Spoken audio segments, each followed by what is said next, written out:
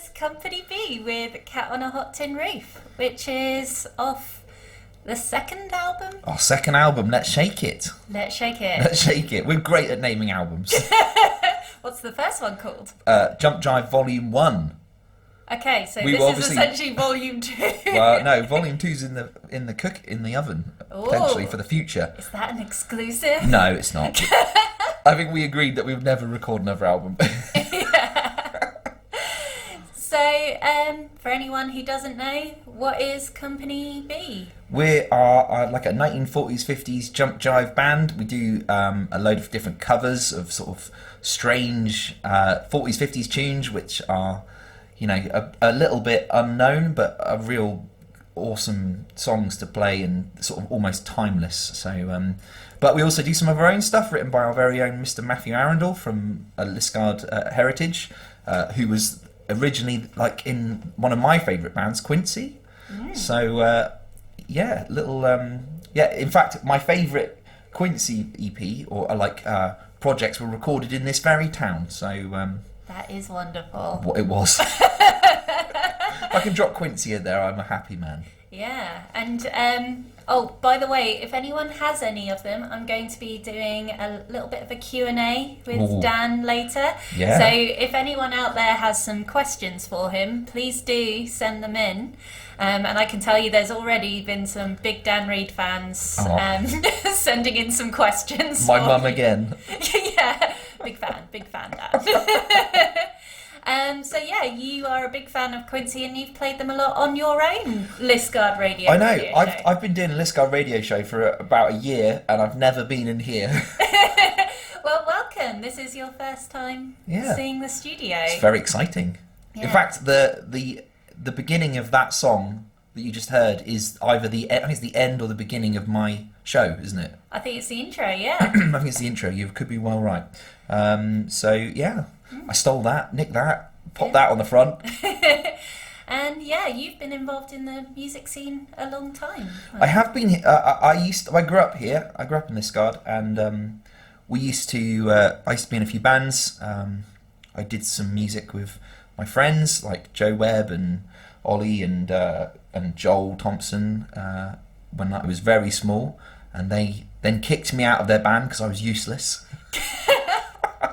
And then that drove me to get better and strive to be good enough. So then I was in another band called Plug, which was a massively unsuccessful metal band with hits such as Safeway Sucks and Teenage Mutant Ninja Turtles. I can't really remember any of the others, but they were all equally as good titles and brilliantly lyrically written. And then I went and joined then I got asked back to be in a band with Joe, who came crawling back to me once he found my awesome musical talent at writing those terrible songs. And I was in the Dr. Gonzo project for a bit, which was a fantastic band. And then as I got a bit older, I made another band, which was Patero, which I did for about, 5 or 6 years with Tim Pruden and James Brown, and Matt Watts, and then eventually Steve MacArthur. But that sadly came to an end after several personnel changes, several drummers, and then I just kind of went off and did my own thing for a bit, and I basically kind of gave up at that point. And then I got a phone call from Matt asking, because they were going to lose their lead singer, and he was like, would I like to come and try out for Company B? And so I did, and I even at the time when I did it, I couldn't imagine doing it. Do you know what I mean? It was a bit frightening to think of, like, the most people I think I'd ever performed in front of was about 30, and like probably most of them were people that worked behind the bar or were my friends.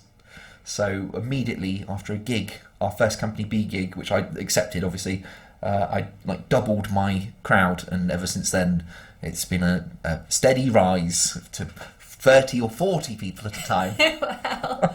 And how many years have you been in Company B now? Very, very long time. I think I joined in 2013, so 9 years. We didn't do a lot over COVID, so you can kind of count it. We did a gig. We did one gig that year. You did the Chin Up music video though. Yeah, we did do a little video during that period, which was good fun, and I stole the video idea from. I think I stole the idea, but I'm not 100% sure if that's right. But I think I stole it from Red Dwarf, where they go upside down. Yeah, Tarkadal. They get bought. They get scanned by some. I can't remember what the bad guys in Red Dwarf are called, but they get scanned by these people that hate humans. So they take a camera and they turn their chins upside down and put Crichton's eyeballs in their mouth, and that was the that was the video direction of Chin Up. We do a lot of songs that we don't ever play. We don't play Chin Up. Chin Up is one of my favourites. Yeah, Chin Up was good, wasn't it? Very catchy. Yeah, it was very catchy. I've never done it. I've never played it live with the band. Yeah. I've never rehearsed it even. We just did it live. We just did it from our own houses during lockdown. Yeah. which was good. And you were there, weren't you? You were there. I was there. You were there for the video. Yeah. I was holding the camera.